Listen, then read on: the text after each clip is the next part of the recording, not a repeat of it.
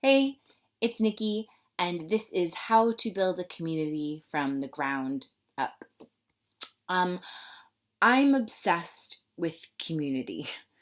I am currently an active member of more networking groups than I physically have time for, and I help organize two: Next Gen Travel, which is a travel industry networking group based currently in New York City, and Beta Babes, which is an inclusive climbing meetup at Brooklyn Boulders for rock climbing.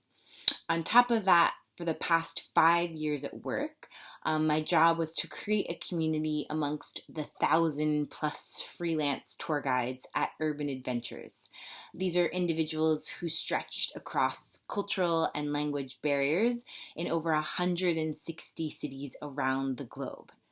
It was quite a task. So at this point, I'm also something of a community expert, you could say. I personally find a lot of value in being in so many niche groups. One obvious benefit is to connect with people in my industry or who enjoy the same things I do. But perhaps the less obvious benefit is that it's an opportunity to meet people who, despite having the same interests, are not like me. As an adult, I think we've all probably naturally gravitated towards people who are like us. You tend to be friends with people who think like you, have similar life experiences to you, have the same political opinions to you.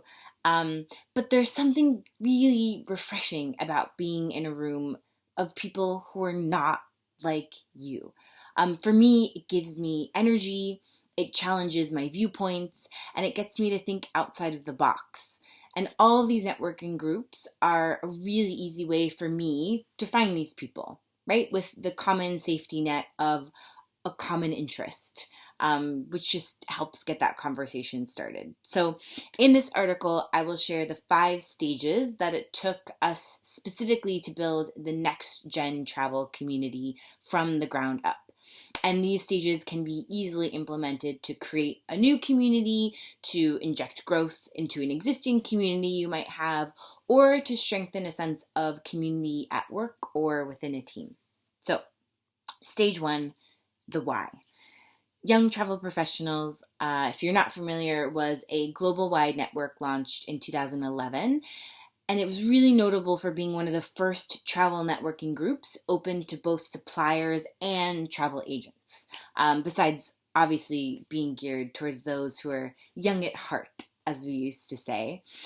Young Travel Professionals, or YTP, was my first experience with a networking group. And it turned out to be a very, very crucial part to my career in the long run. Through YTP, I made friends and connections in the industry, which is something I had never experienced as a freelance tour guide in New York City at the time. I learned about the larger parts of the industry from hoteliers, agents, tourism board professionals. I got to go on my very first fam trip. I got job connections. It was an invaluable way for me to be a part of that community and to learn more. And I was such an active member of the group that I was asked to join the board in 2016 in New York City, where I happily served until the organization's close in 2019. So at this point, just last year, we, the now former YTP board, were left with an active community, but no vehicle through which to connect them. So that was our why, and the niche that we saw was missing. Stage 2, the rally. We definitely discussed letting it go. Keeping up the group was a lot of time, all volunteer on top of all of us having full-time jobs.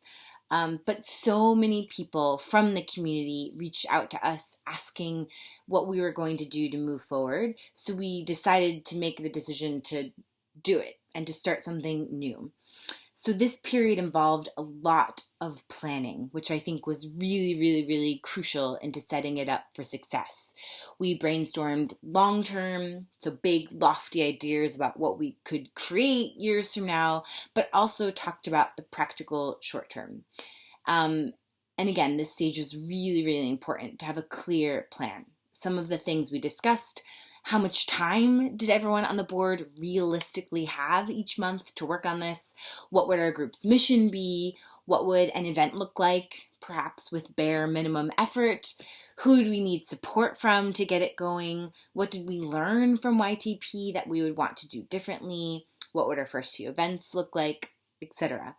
And I highly recommend using this time to plan everything out before you even launch. It made our jobs so much easier.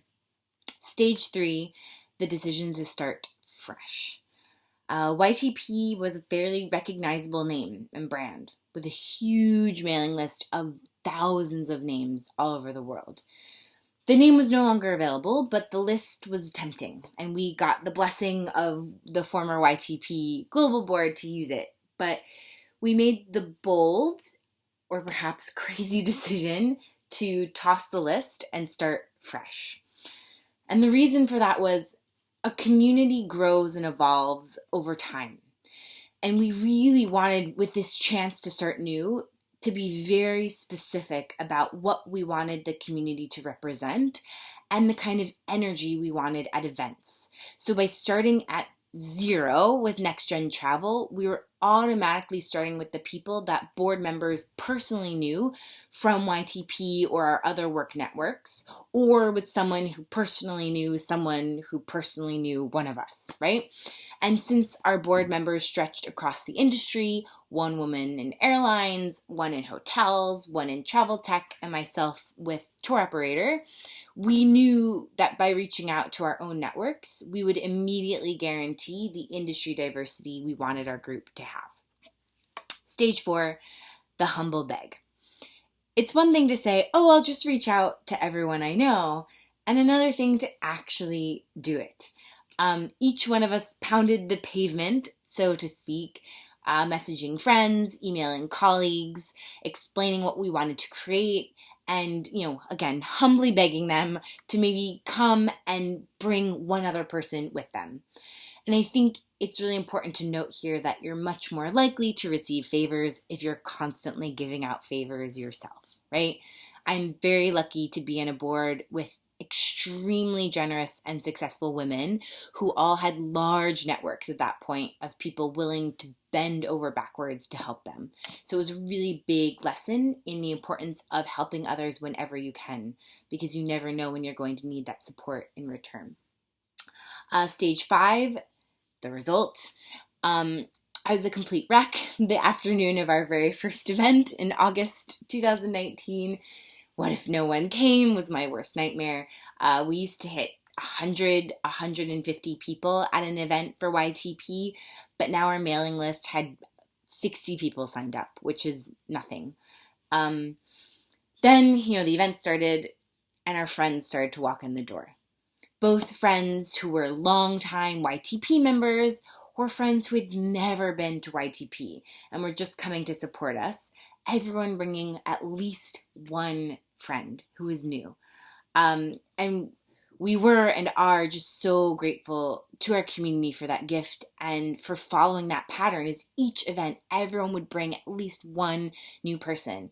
And this has resulted in our mailing list increasing within the first 4 events 330%.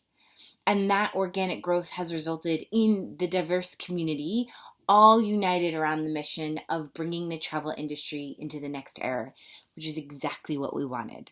So hopefully you can take some points from that when you're building your own community. And at the end of the article, if you scroll down, I've even listed some of my favorite communities that I'm a part of. So thanks.